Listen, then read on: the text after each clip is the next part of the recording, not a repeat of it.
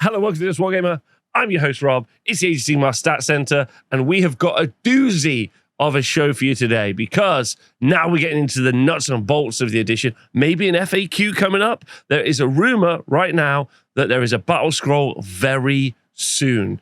Now, that is a little bit of a rumor mill. Not sure, but we'll see if that comes this week or in the next few months. Who knows? Could be any time between now and Christmas. However, this week we're going to be looking at the event results from the weekend where we had 370 players playing across 7 different countries. We had the USA, Australia, Norway, Austria, England, Colombia, and China. And yeah, 2 events in Norway, which is very, very exciting.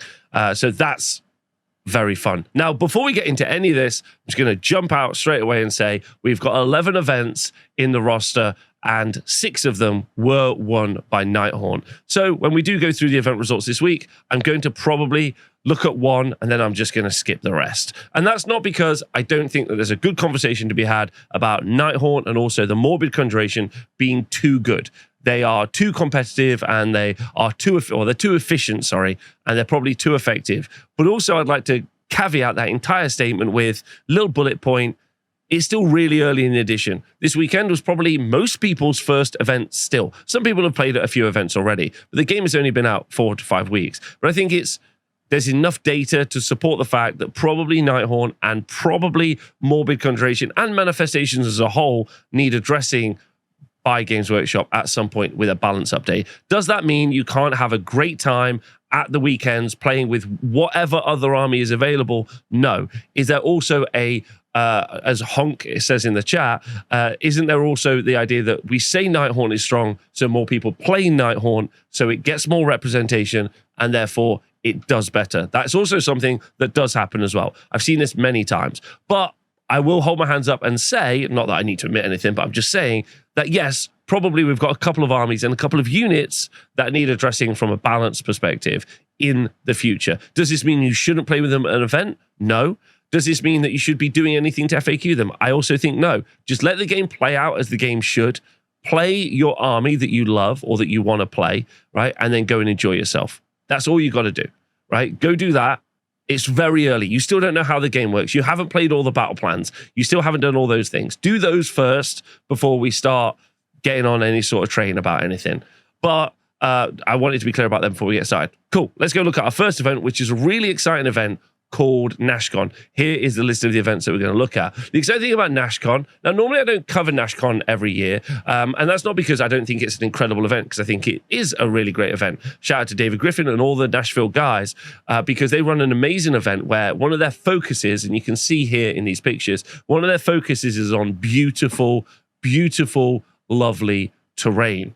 And they work really hard to make that a key feature. And in fact, if we want to, we can go listen to one of our TOs now, Fletch, tell us all about it. Hey, I'm Austin Fletcher, TO this year, 2024, with David Griffin of Nashcon. Tournament, AoS Sigmar tournament, grand tournament here in Nashville. We had a great showing this year, 118 attendees. Kind of a little bit about Nashcon if you don't know. We like to pride ourselves on the quality of our terrain and the quality of our boards. We put high quality, well-painted terrain on the board, and we do our best to theme to the mat with the terrain and just make it an all-around good event. Thankfully, every year we have great people, we have great vibes, we've got incredible things, and the coolest thing of all is all of the awards we give out are swords. What's better than getting a sword as an award? Thanks very much to Fletch for letting us know how the event went. Now, the event had 108 players and runs a 2-list format. What do I mean by that? Well, you have 2 different lists, and you've got to use each of the lists at least once over the course of the weekend. Apart from that, it's a normal 2,000-point match play event over 5 rounds. So it's really normal, but you've got to just have 2 different lists. And the idea is that you've got a sideboard to deal with like the other problem army that you can do, that you can you've brought a different tool set to deal with them. But ultimately it's their own unique thing. They've been doing it a long time. It's very fun. And I know loads of people enjoy it. And that is probably one of the reasons Nashcon has gone from strength to strength every single year. They've now got Nashcon Teams, which is another event format that they have as well. And the Nashville area is really becoming a hotbed of really excellent Age of Sigmar play. So if you ever get a chance to go and join one of those events or go look them up online, I'm sure they would really appreciate you going and checking out the events. Okay, so because the event had a lot of players, we ended up with 3 5-0s. Leo with Nighthaunt, as we discussed, Tom Guan with Lumineth Realmlords, and Frederick Schmidt with Kruleboyz. Now, Nighthaunt and Leo's list, if we go look at it. Now, Leo, it's important to note, has won several. Used to live in the UK. I consider Leo to be a really good friend. Leo's a wonderful person and has gone 5-0 at several events with loads of different armies in the past. So he's also an excellent player running a very good army. It's not just the army, so I would not like to do Leo disservice in saying that. He's running Deathstalkers as a sub-faction, and his manifestation law was the Morby Kunj. His general's regiment had Lady Alinda, a reinforced unit of Bladegeist Revenants, 2 units of Dreadblade Harrows, a Lord Executioner, and then Ragnar the Grimhaler, a unit of Glaive Wraith Stalkers, and then 2 units of reinforced Hex Wraiths, and that's his list.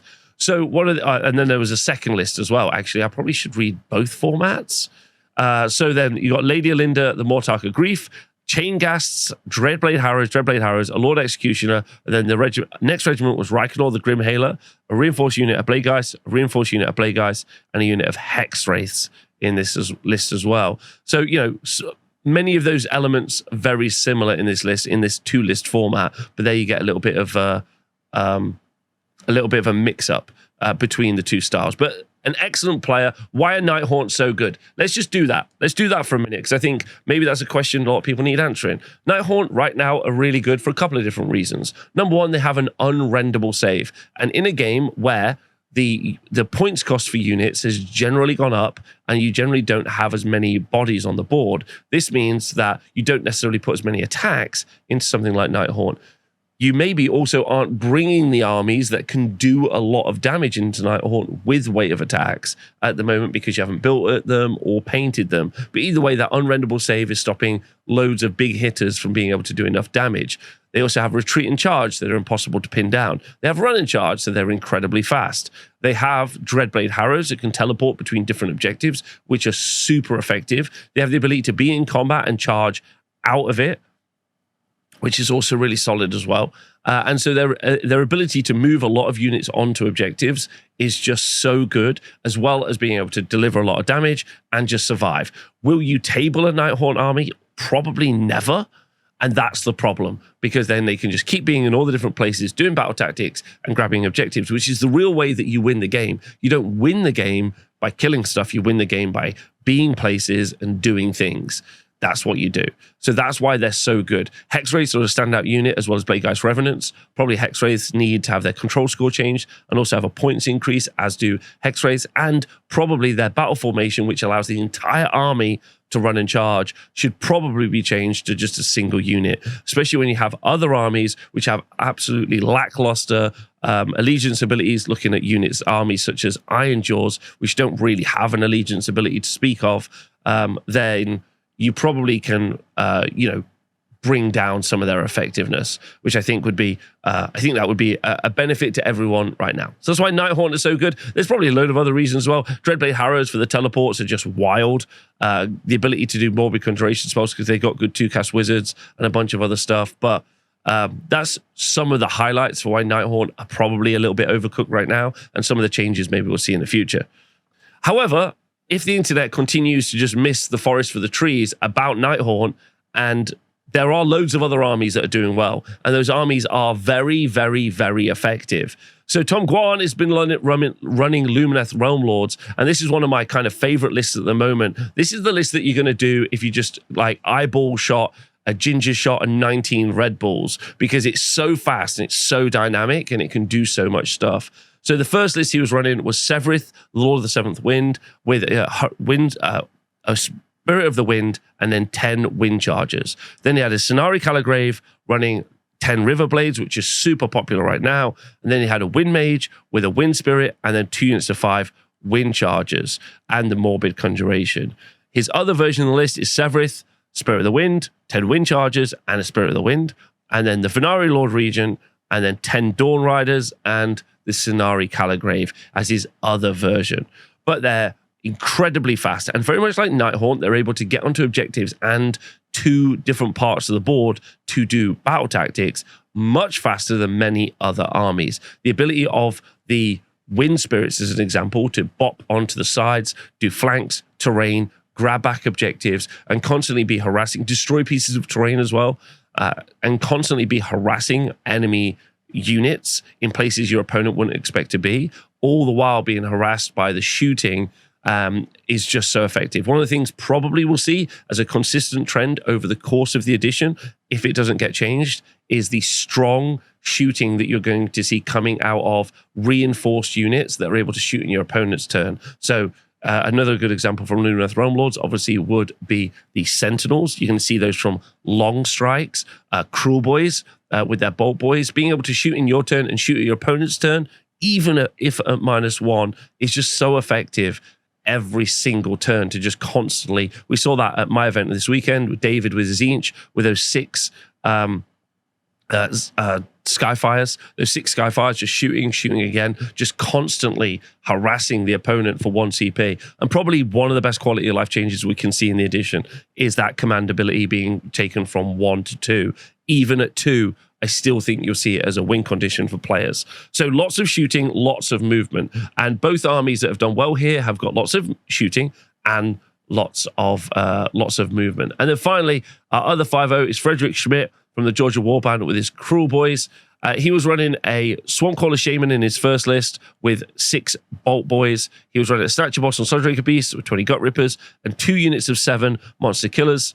And then his next regiment was a Killer Boss with 2 units of 7 Monster Killers, and then a reinforced unit of Manskewer Bolt Boys with the Krondspine Incarnate. The other version of his list was a Breaker Boss on Mire Brute Troggoth with 2 units of 7 Monster Killers and a Beast Skewer Killbow, a Swampcaller Shaman with 3 units of Monster Killers, and then a Swampcaller Shaman with 3 units of reinforced Manskewer Bolt Boys and another unit of Monster Killers in that list. So, what's good about this army? Well, I don't know if you've noticed, but those monster killers are just so effective. They're 120 points. They're loads of wounds. If they get hit, they hit you back. They do a bunch of fighting. They're so cheap to flood the board. You can do tactics. You can grab objectives. You can fight really well. When you eventually want to push really hard, you've got the Gut Rippers. You're constantly harassing with the Manskewer Bolt Boys, just doing an absolute savage amount of damage consistently over time. And then your sneaky tricks are getting you in loads of different places. But you don't have to listen to me. Instead, you can listen to Frederick right now because we got a chance to interview him. And a special thank you to Barton, who also have edited the video. And you can go and check out. Let's go listen to Frederick right now talk about his list. It's staring at me. I gotta primp the hair. There were 2 lists. I had one that I got from Fabian Barbouse, who is an amazing person and player, which was 20 Rippas, 4 Monster Kills. Monster Kills are the big winners of this event here. 2 sets of 6 Bolt Boys were also a lot better than I think people give him credit for. Big Bird with the Slippery Scumbag trait, because then he can just be in butt on the sides and just 3 up, I'm out, I'm alive, and if he lives towards the late game, you're pretty fine. And then it's Swampcaller and a Krondspine just to be obnoxious. And then the other list was 6 Monster Kills, 18 Bolt Boys, a Killbow, and just a Mire Brute and a couple Wizards. And that one just floods the board with kind of trash, but it's the trash that fights back. And because of that, it just kind of like, you're going wide, people can't fully commit to you and all that stuff. I took Kruleboyz Claw on that second list because of 2-list format, I knew I had like the anti-shooting option, but really that should be played in Lightfinger. The double TP is so huge because you can pick the same unit twice. Even if you fail the first one, you have that second go at it, and I think like the math on 2 attempts at a 5-up is like better than a coin flip, so even when you're like desperate on points, desperate on dirty tricks.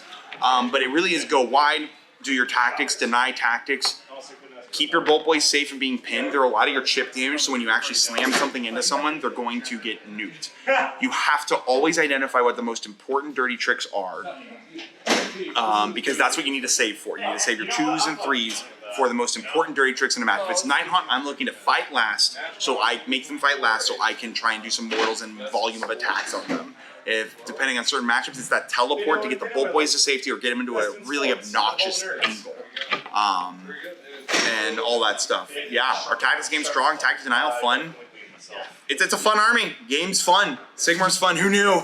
Because it's a 2-list format, I won't be reading through all of the 4-1 lists that are here because it's actually 2 4-1 lists. And so I'll be skipping those. But congratulations to all the players for going 4-1. John Anderson with his Nighthaunt, Preston Schlegel with their Nighthaunt, Christopher Grope with their Slaves to Darkness, Joshua White with their Lumineth Realm Lords, Stuart King with their Cities of Sigmar, Jason Matley with their Nighthaunt, the fantastic Mackenzie Ewing with his Lumineth Realm Lords, Calvin Rary with Gloomspite Gitz, Christian Snow with their OCR Bone Reapers, Jacob Brandon with their Kruleboyz, Dylan Fiar with their Seraphon, John Neal with their Maggotkin of Nurgle, Kevin Lathers with their Fireslayers, Adam Grant with their Gloomspite Gitz, Sean Clark with their Kruleboyz, Wade Shaw with their Daughters of Cain, Jonathan Sands with their Kruleboyz. So a nice mix of different armies.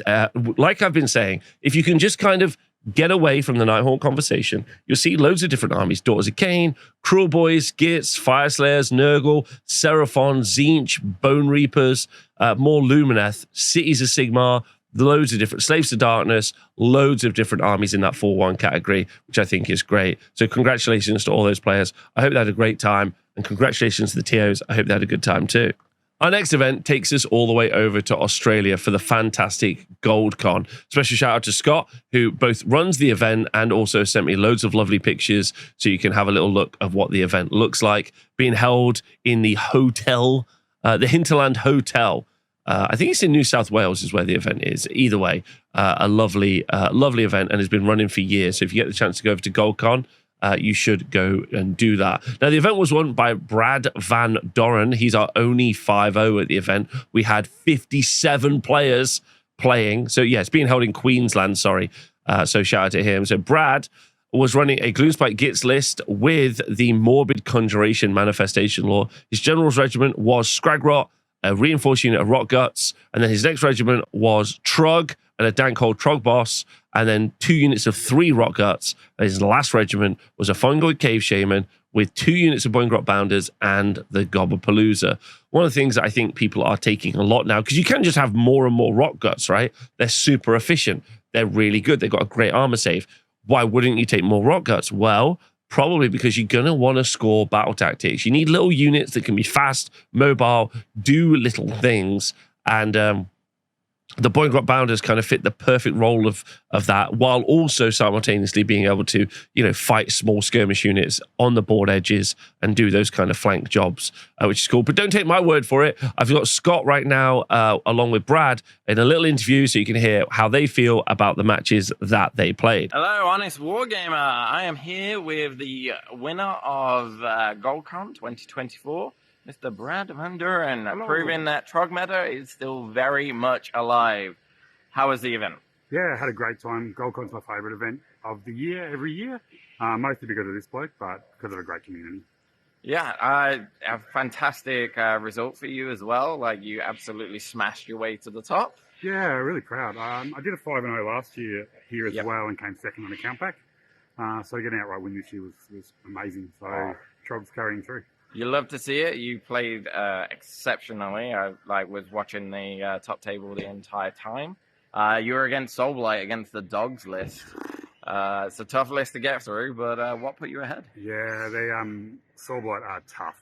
I think they're lucky with Trogs that we have a really strong castle.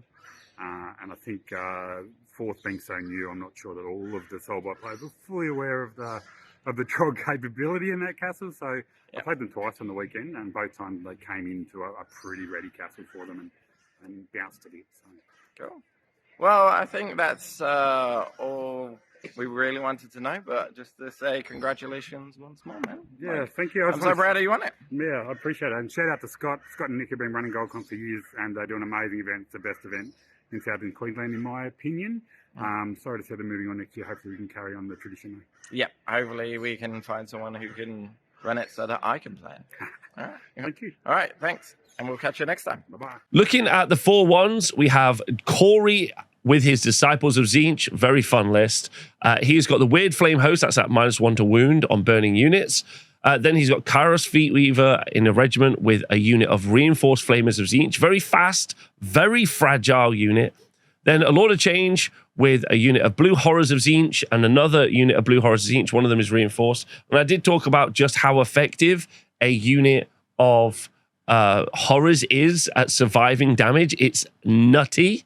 Right, and then Chaos Spawn of Tzeentch, which is mandatory. You got to spend 60 points to be able to cast the good spell lore from Tzeentch. So you're paying 60 points to cast your good spell lore. Then the Changeling, 2 units of Flamers of Tzeentch, not reinforced, and the unit Pink Horrors, which is going to interact incredibly well with the Brimstones. So this is a more defensive castle version of the Tzeentch lists that we've been seeing versus the Zangor outputty version. But those minus to hit auras that you get from the Lord Change, as well as to be able to bring units back, very, very effective. From there. So Josh Boyton also on a 4-1 with Gloomspite Gitz. This is another Trog Smash list. Dank Manifestations of the Manifestation Lore. General's Regiment is scraggy. 1 unit of Fellwater Trogos, reinforced unit of Rock Guts, and another unit of Rock Guts. Then in the next regiment, we've got Trug, Dank Hold Trog Boss, and a smaller unit of Rock Guts. And then last regiment, Fungoid Cave Shaman, 2 units of Boingrot Bounders. They're there to do battle tactics. That's the point. Always get yourself a little 2 units to do stuff. Now, my favorite book probably from this edition so far is Soulblight Gravelord. So Jared Wilson with Soulblight, right in the Death March battle formation with the Morby Kunj as a manifestation lore. Now I'm losing control. Give it back. This is my last resort. Thank you to Papa Roach for donating £10 gift subscription as I record this video.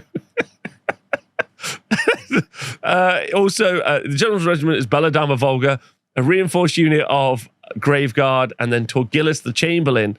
Now, don't forget, those Graveguard absolutely slap, and thanks to the Necromancer can fight twice, which is the next regiment. But Torgillis is able to double tap the healing that you get from the battle trait, so the army special rules. So they're just so survivable. Belladama keys in really well with the next regiment. So you've got a Necromancer with the Amulet of Screams, then 2 units of 3 Direwolves. Those Direwolves can get the beast keyword removed from them thanks to Belladama, which is very effective. Then Manfred and a reinforced unit of Black Knights. Absolutely solid list. I expect to see Soulblight Gravelord's win rate increase as the edition goes on, or at least over the next 6 months, as more of those players start to learn how strong their book is. Then you got Jai Callan with a Nighthaunt as well. Shout out to Jai. I'm not going to focus on that. Luke McFadden with his Soulblight Gravelords was running the Bacchanal of Blood.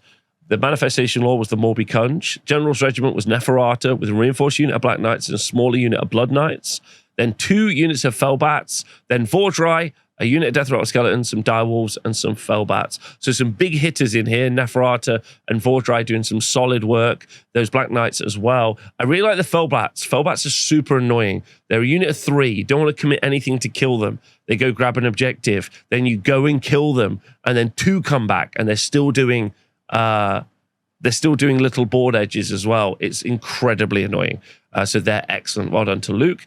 Harris Shelton with Stormcast Eternals, running the Thunderhead Host battle formation and bringing the Manifestation Lore, the Twilight Sorceries. His General's Regiment was Ionis Cryptborn, then a reinforced unit of Vigilers.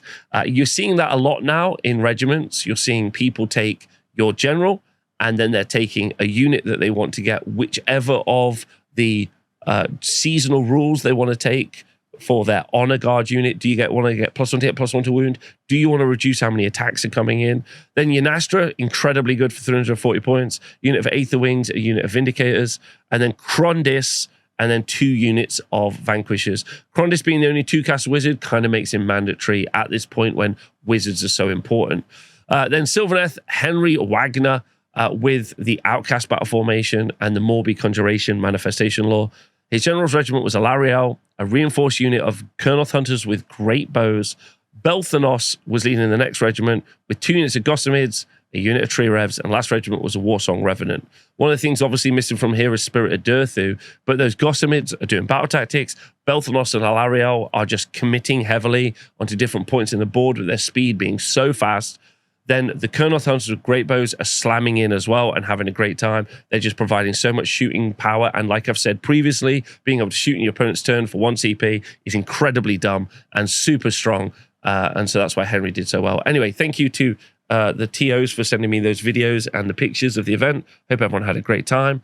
And yeah, go get to GoldCon next year if you get the chance to do it. Our next event takes us to the Gateway Open Age of Sigmar event 2024. It was being held at what looks to be the absolutely fantastic little hotel here in Collinsville, Illinois. So if you get the chance to go there, please do. It was run by Jeff Nauman. So shout out to Jeff and everyone at the Gateway Open. In first place, we have Jimmy Rudolph with his Nighthaunt list. Well done, Jimmy. We're just not reading through Nighthaunt lists at the minute, but congratulations to you. Alex Cotter was our first 4-1 with Gloomspite Gitz, and he was running a bunch of trogs in his list, as you would suspect. He was running Scragrot, Gobblepalooza, 6 Rock Guts, 6 Rock Guts, Trug, Dankhold Trog Boss, Fell Waters, and then a small unit of Trogoths. Unsurprised about that. Then Raymond Lane with his Maggotkin and Nurgle, he was going completely rogue with his Maggotkin of Nurgle because he was rocking a Great Unclean One in the Taliban of Nurgle. Don't know if that's where you do the extra mortals. Then he's got the Witherstave, Grandfather's Blessing. He's got 2 units of 10 Plague Bearers, a unit of Rotmire Creed. Then he's got the Glotkin, 5 Blight Kings, and then Horticulus Slimmux, no Beasts of Nurgle, and the Plague Drones, which I think is pretty interesting. Obviously, Horticulus is super cheap and can put down those feculent Gnarlmaws to continuously, maybe potentially add more disease and then start spreading that disease as fast as possible. So I think that's an interesting take. Glotkin, a great, solid, very tough monster. Great and Clean One, big, solid, tough, fighting monster. Plague Bearers great for objectives. Rotmire Creed, great for providing fire support as well. Really nice to see Nurgle up there doing well. Yancey was running Slaves of Darkness. This has got Be'lakor, 6 Varangard, some Raptorix in there as well. I'm unsurprised to see that list doing well. I think, in my opinion, Be'lakor's the best War Scroll in the game. And then Varangard are just so effective. Raptrix, great for grabbing objectives. Smitty Smith was running Idoneth Deepkin. Pretty fun to see them up there as well. They were running Achillean Beastmasters as a battle formation with Morbid Conjurations, the Manifestation Law, Volturnus, Leviathan, and some Morsar Guard. Then the Eidolon and Mathlon, and then 3 units of Ishlin Guard at this event as well. So Ishin Guard seem really popular. They're fast, and we talked about mobility being so key in the game right now. Mathlon, really solid for what it's able to bring to the table. And then the Leviathan is absolutely a problem to deal with for the Deepkin list. So I like that list a lot. Then Seraphon, we got Aiden Ritgers, and his Seraphon list is super fun. He's running a Slan, which is obligatory. You just have to take it if you're taking Seraphon. Morbid Conjuration as the Manifestation Law. Then a unit of Saurus Guard that's been reinforced. Great for holding that home objective because the Slan doesn't want to ever get too far forward. Saurus Guard Vet on Agrodon, a unit of reinforced Lancers, a Skink Starseer, and then that reinforced unit of Croxigor. So 2 hammer units that are definitely a real problem to deal with. Great magical support. And then 2 units of 5 Raptidon charges, and they're making waves right now. Everyone's loving them. They're so cheap. Surprised not to see the Starstone Bowlers in there, but maybe it's still really early in the game to see that. I think eventually, if it doesn't get changed or the rules doesn't change, I think the Starstone Bowlers, Hunters of Haunchy, 2 units are just going to be an auto include in every single Seraphon list. Then Hedonite Slanesh, LaRon Roberts, really mixing it up. I really like this. Seeker Cavalcade as his battle formation. Morbid Conjurations, the Manifestation Law. General's Regiment. He's rocking a Keeper of Secrets and then a unit of Reinforced Blitzbarb Archers. 1 CP, shoot them twice. Why wouldn't you? And then a unit of Fiends, a unit of Seekers, a unit of Seekers. The next regiment is Shard Speaker, Hellstriders Reinforced, and Slickblade Seekers Reinforced. Now, Slanesh is a really interesting book because of the Keeper and also Shalaxi. Shalaxi makes a unit fight twice, any Slanesh unit, great. And then the Keeper brings demons back. But some of your better units, like Slickblade Seekers as an example, or the Blitzbarb Archers, are mortal, so you can't bring them back. So you're starting to spend points on units that once they die, you're not going to bring them back. This kind of reduces the effectiveness of the Keeper of Secrets. So therefore, you normally are seeing Shalaxi with more mortals, like the Slickblades, because Slickblades go in, fight, and then Shalaxi makes them fight twice. This is quite an interesting way around that list, where the Keeper is bringing back some of those units like the Fiends and the Seekers and the Hellstriders, but he hasn't committed to ever making any of them fight twice. So he definitely values the recursion, bringing units back versus the fight twice. And it's interesting that the army is either going to do that or not do that. And I wouldn't be surprised if Glutos isn't one of the best units in this book. But the reason you're not seeing it on the tabletop is just the hobby barrier of building and painting Glutos puts so many people off. So yeah, absolutely, really interesting kind of take on Slanesh there from Laron so early in the edition. Hope everyone at Gateway Open had a great time. Let's go look at the next event. Our next event is the Lords of Aros event taking place in Denmark. Don't forget, Denmark currently the world team champions. So an absolutely thrilling hotbed of tournament play there. We didn't have any 5-0s at the event, but we did have we had several 4-1s. Our first 4-1 is Sylvaneth, ran by Sun, and he had in his list Lord of the Clans Battle Formation. He had Alariel. He had 6 Kurnoth Hunters with great bows, a Tree Lord with a Greenwood Gladius and a Spellsinger, Belthanos, the first Thorn of Kurnoth, and a Warsong Revenant, and then 5 Gossamer Archers. So like I've said with Sylvaneth before, Alariel feels like an auto-include. 3 cast wizard that can bring models back from the dead, as well as herself, bows to do range, movement and power, Belthanos and Alariel, and then really it feels like what other flavor you want to bring along. Gossamids for battle tactics. The Tree Lord is a very interesting pick. Haven't seen that very often.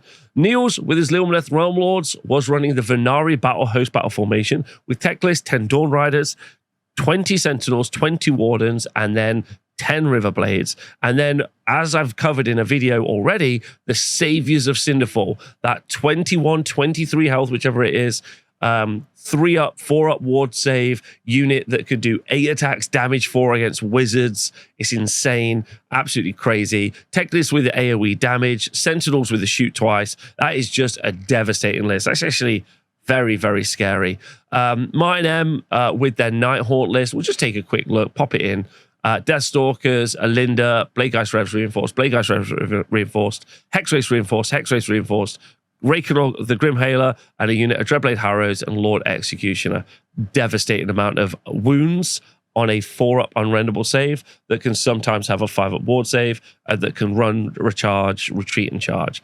Alexander Hansen with Disciples of Tzeentch was going for that more punchy Tzeentch list with the Zangor Coven, Morbid Conjuration as a Manifestation Law, then Kairos, Fate Weaver as the General, Chaos Spawn of Tzeentch, just mandatory for being able to run that spell law, because you are able to basically summon a spawn of Tzeentch with a spell, but you have to have paid for it in your army list. So it's just a mandatory 60 points you have to spend playing as Tzeentch. Then Zangor Enlightened on discs, a reinforced unit of 3, reinforced unit of 6, another reinforced unit of Skyfires, shoot twice, roll the math, roll Skyfires, shooting in your shooting phase, shooting in their shooting phase, start to see just how that shoot twice command ability needs to cost 2 command points. The Magister, then Zangor Enlightened, then 20 Zangor and 20 Zangor. This is a mega aggro list. We're going to see this list again later when we talk about the event I ran over the weekend. But just mega aggro, loads of damage, and really, really fun to see on the tabletop. Talking about aggro, John was running Slaves to Darkness. He had a Godwrath Warband. He had Be'lakor, 2 units of Chaos Furies, a reinforced unit of Varangard, a unit 6, Chaos Sorcerer Lord, an unreinforced unit of Varangard of Nurgle, and another unit of 3 Varangard with a Mark of Khorne. So it's all the damage all the time, massive survivability, and then you just get absolutely shut down by Be'lakor, and Furies are just there for scoring points. Basically, just start every list with your 2 fast units that are going to go score points. Your Furies are perfect, your Heartrenders, your Haunters of Haunchy, your Screamers, Flamers, whatever it might be in your list that's just going to go and just do board edges, do terrain, just keep doing battle tactics, do those things. That's what they're there for. That's their entire existence. And that's everything from the Lords of Aros. This is run by Malk, who is one of the commentators in my chat all the time. Just a great human being. And it's lovely to see the Danes using Malarkey. This is a Malarkey website. And I'd love to go over there and play one time. Just a great community. They play really well. They play really fair. They play really hard. And I'm sure the event was absolutely brilliant. Our next event takes us over to Austria for the Tales in the Wood 11 GT. Just take a moment, if you are, to look at the screen and look at the beautiful setting for the event here. Just stunning. Absolutely beautiful location. So this event had 27 players battling it out to be the winner. Colin, who is one of the German team members, and a really, really good, the singles event for Age of Sigmar Worlds, not this year, maybe last year, he was vying for playing for the win, to win the whole event. So when we're talking about an incredible, and he was doing it with Nighthaunt then. So when I was saying he's an incredible player, he's an incredible player. And he was playing Nighthaunt. So that's a double problem for a lot of people. Lady Alinda, 10 Craven Throne Guard, Right Knorr, 20 Plaguegeist Revenants, 2 Dreadblade Harrows, then Knights of Shroud on Thinnerall Steed, 10 Hexwraiths, 5 Hexwraiths, and 5 Hexwraiths with a Morbid Conjuration. So well done to him, and I'm unsurprised to see him. I wouldn't be surprised to see him on a podium anyway, even if the army wasn't as strong as it is. Then talking about incredibly good players, Toby with his Disciples of Tzeentch on a 4-1. Toby running a really interesting list with Kairos, 2 units, 6 Flamers, Chaos Spawn of Tzeentch, you have to take it, Change Caster, and then a Lord of Change, 20 Blue Horrors, 2 lots of 10 Pink Horrors. There's 10 Pink Horrors popping into Blue Horrors, rallying either one of the 2 units. That unit of 20 Blue Horrors is almost impossible to kill in some cases. Lord of Change, bringing units back from the dead if they are killed, Flamers for output, Kairos for tactics, and that's what you're seeing there. Dario, fantastic player as well, one of the German team, was running Soulblight Gravelords in the Death March battle formation. He was taking the Manifestation Lord, the Morbid Conj. His General's Regiment was Manfred von Karstein, 2 units of 10 Black Knights, a reinforced unit of Graveguard, so 20, and another unit of 20 Graveguard in the next regiment led by Necromancer with 10 Death Rattle Skeletons and 3 Fellbats. All power, all the time, all punch. And then finally, Johannes Stuhler with his Skaven has probably bought the best list that we've had so far this week. Shout out to Johannes. He's got Granite Skaven. Granite Skaven. He's running Skaven. His battle formation is Fleshmeld Menagerie. He's a 1-drop. His Manifestation Lord is a Crunchmine Incarnate, and he is running a Grey Seer with 6 Storm Fiends, 6 Storm Fiends, and 6 Storm Fiends, and then a single reinforced unit of Warp Lock Jezzails. Pretty incredible. Pretty incredible. So he is shooting those Jezzails twice in each turn. The Storm Fiends are locked in, 1 with Grinding Fists, 1 with Rattling Cannon, 2 with Doom Flayers, and 2 with Clubbing Blows of Warp Fire Projectors, if you want to know how to load it out. An absolute nightmare of units. So strong, lots of power. Anyway, it looks like a beautiful event. The Austrian community is growing and getting bigger and bigger. It's nice to see the Germans traveling over to play with them as well. The German community is also getting really big as well. Loads of big events coming up. Raccoon Rumble, a bunch of other team events coming as well. So if you get the chance to go to any of those places, or if you're in those areas, go find out where your events are. Go out there, start playing, start meeting these people, because they're really fun to go and hang out with and play with. Our next event is the Mile High Open 2024 in Denver, which is both equally flat and rocky at the right places, depending on where you go in Denver. It's being held here in at this hotel, the Garden Inn. There. That's what it was, in Denver. So it looks cool. It was being hosted, it held 25 players battling it out, and it was being run by Thomas Burgett. Shout out to Thomas for running the event. We had no 5-0s, but we had 3 4-1s.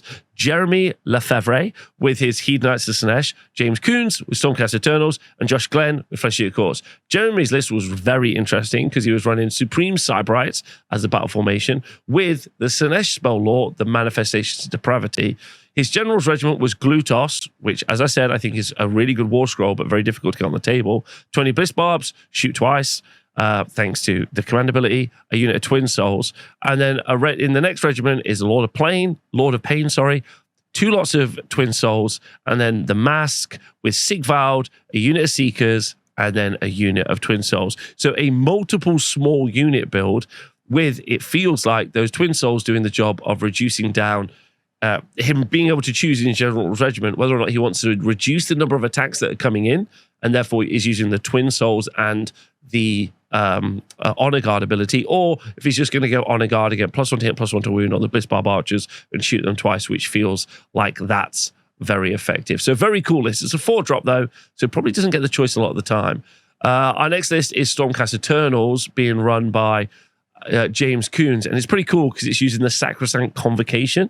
He's using the Manifestations of the Storm, Manifestation Lore. He's got Lord Commander Bastian Karthlos in the General's Regiment, a reinforced unit of Evocators, a Knight Vexilla, a reinforced unit of Vanguard Raptors with long strike crossbows. I have just been talking about this on stream, but a reinforced unit of Vanguard Raptors with long strike crossbows is, and then being given the Honor Guard upgrade, is 13 shots, 2s and 2s, Ren 2, damage 2, or Ren 3 if you're shooting against a hero. And then you shoot in the opponent's turn, and it's 13 shots, 3s and 2s, Ren 2, or 3, damage 2. So it's 26 shots, damage 2 at range over the course of like 2 shooting phases. Feels pretty good.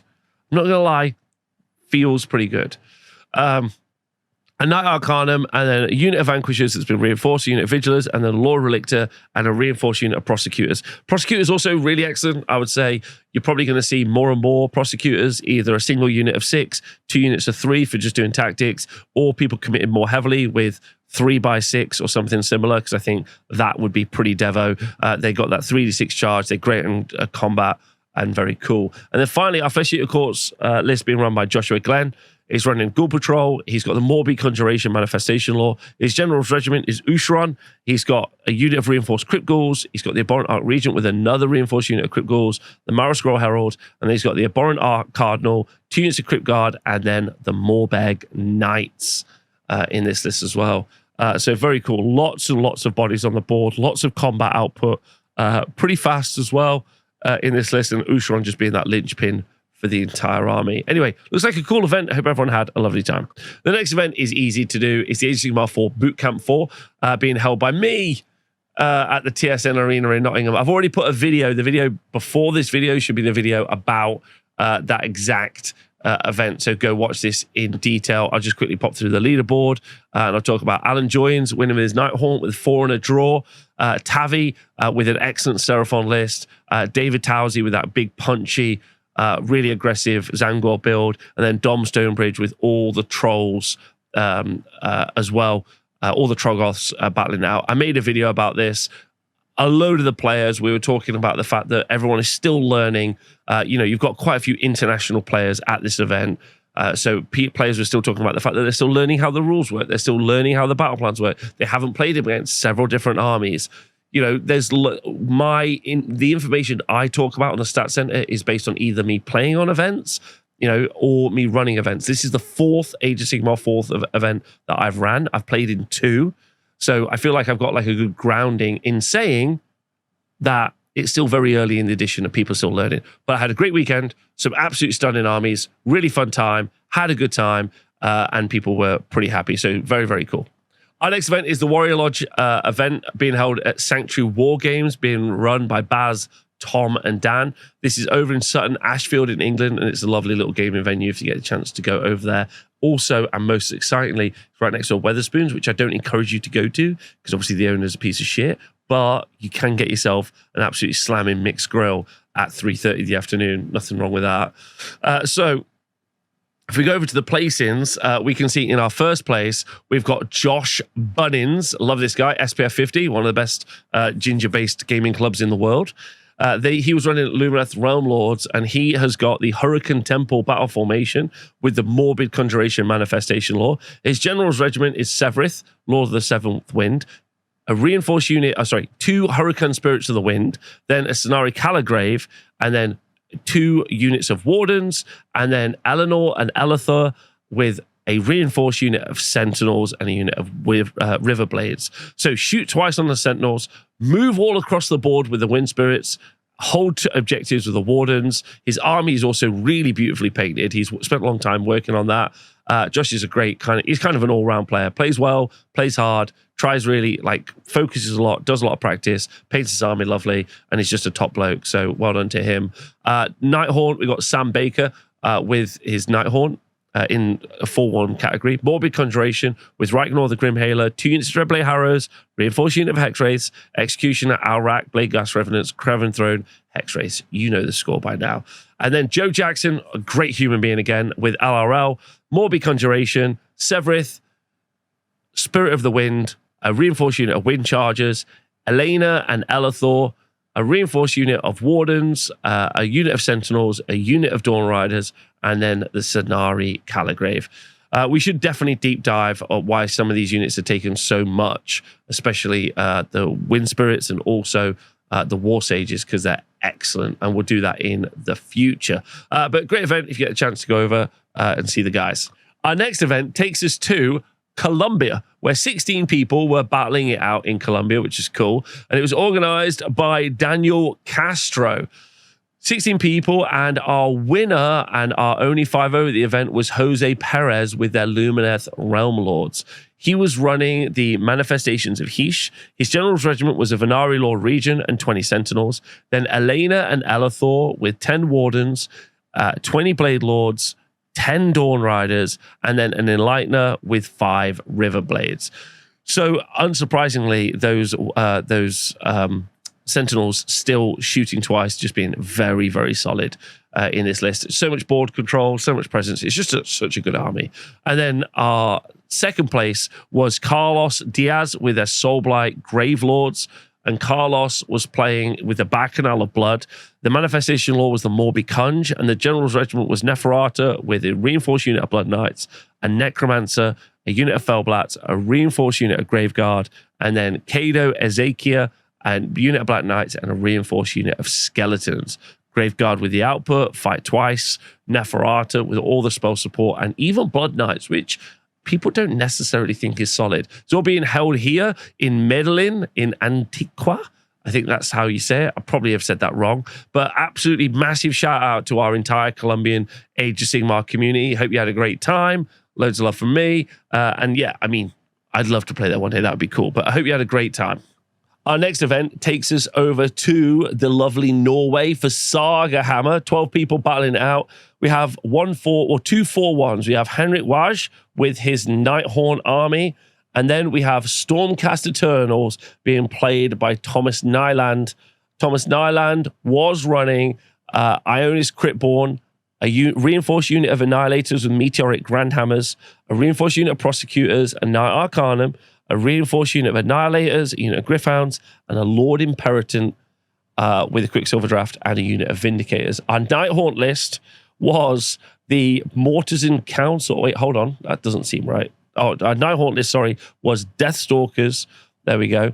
With the General's Regiment being the Knight of Shrouds on the Ethereal Steed, 2 units of Dreadblade Harrows, 2 reinforced unit of Hexwraiths. I'm actually amazed there's so many Hexwraiths out in the world. A Rykador the Grimhaler, and 2 reinforced units of Bladegeist Revenants, and a unit of Craven Throne Guard. But thanks to the Saga Hammer guys, I actually have an interview with Henrik, the winner, in what is definitely one of the most uncomfortable interview positions I've ever seen. Let's go look at it right now. Congrats on the victory, Henrik Wagger of Saga Hammer. Thank you. How did you find AoS 4? I love it. I love how interactive it is. How you can mess over people's battle tactics with good play. Sucks to be on the receiving end of a counter charge, but yeah, it's cool that you can do it, and yeah, very fun addition. Love it. Okay. Why did you only bring 20 Hexwraith? Because there's no way I'm going to build and paint anymore. That's the simple reason. Yeah, fair enough. And also rolling 4 up is very, very difficult. So yeah, not something I really do. So I need something that hits on a 3. Fair enough. Fair enough. Is there anything you'd like to add? Just that I didn't expect to win this tournament, honestly. I lost my game 4 against one of the TOs playing Stormcast, and I did expect him to go 5-0. But it turns out that he was so hungover that he had to drop his last game and go home and throw up. So shout out to his uncle for serving him drinks all night. And yeah, fate works in mysterious ways. Thanks, mate. Thank you. Our last event takes us over to China for the North China Open 3, organized by Matt Thomas. We have 1 5-0 and 1 4-1. Our 5-0 was, I apologize, by Makram I Shaggy, the terrible Pterodons, running Gloomspite Gitz, and then Huang Hao, the Colonel, running Seraphon. Our Gloomspite Gitz list was a Trog Herd, and his General's Regiment had Scragrot, a unit of Fell Waters, the Rabble Rouser, a unit of Rotgut Trogoths, another unit of Rotgut Trogoths, Trug, and then a Dankhold Trug Boss, and 2 Dankhold Trogoths, which is fun. So not quite as many Rotguts as we've seen previously. And then our 4-1 was a Shadow Strike Starhost Seraphon with Morbid Conjuration. The General's Regiment was a Slan, a reinforced unit of Lancers, a unit of Hunters of Haunchy with Starstone Bowlers, a unit of Raptidon Hunters, a unit of Ripperdactyls, and then a Starseer, and then 2 units of Raptidon Chargers that have been reinforced, and then Ripperdactyl, oh my God, Ripperdactyl Riders. I apologize there, chat. Got me right at the end. And congratulations to all of those players out in China. It's lovely to see you playing games, and we've spoken before, and I hope you're having a great time out there. 10 players is still great early into the edition. You should be pleased. Probably that's my big takeaway right now, is look at the spread this week. And USA, Australia, Denmark, Austria, England, Colombia, Norway, China. There's also a big event over in France, but they don't put their lists up, so I couldn't talk about them. So shout out to those guys as well. Now, obviously, as we've gone through this, Nighthaunt have seemed in a really dominant position, but there have been other armies that have really featured. Slaves to Darkness, Lumineth Realm Lords have been very consistent in their placings on here. Gitz also, although, of course, we don't want to mention that because Gitz players will get sad.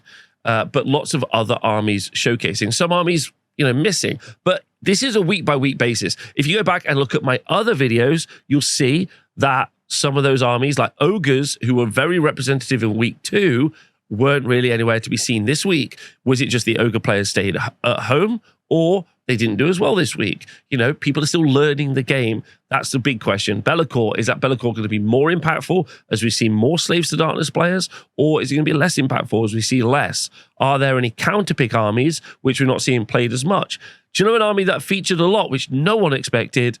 Slaanesh. The Thades were just doing super well, and while they maybe didn't take any 5-0 slots, they were pretty consistent in being in the 4-1 bracket. Soulblight Gravelords featured multiple different times. Sylvaneth featured multiple different times. So lots of different armies. We saw some Nurgle builds. We saw some Siege builds. So loads and loads of different armies are there.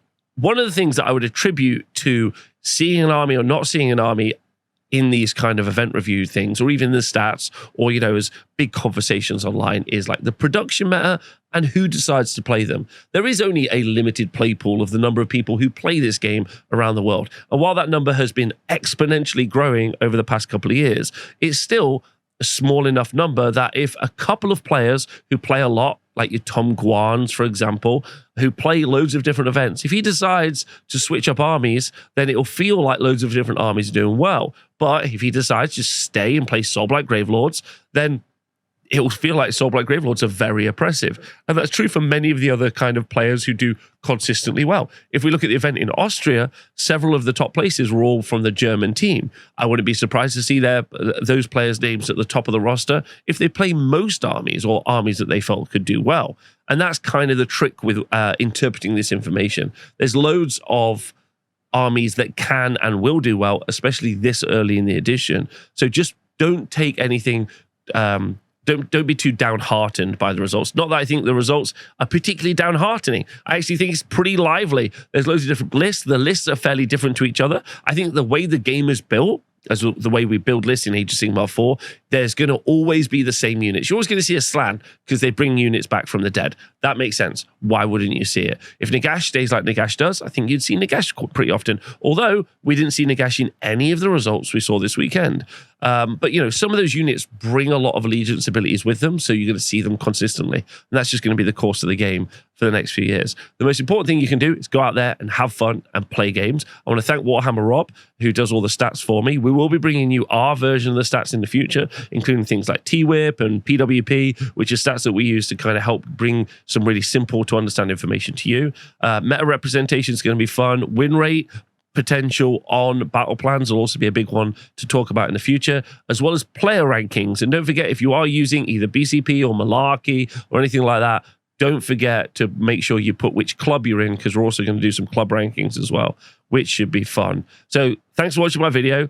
I hope you've enjoyed it. If you've got any thoughts about any of this, leave them in the comments below. Tell me about the games you've played, because I love reading them.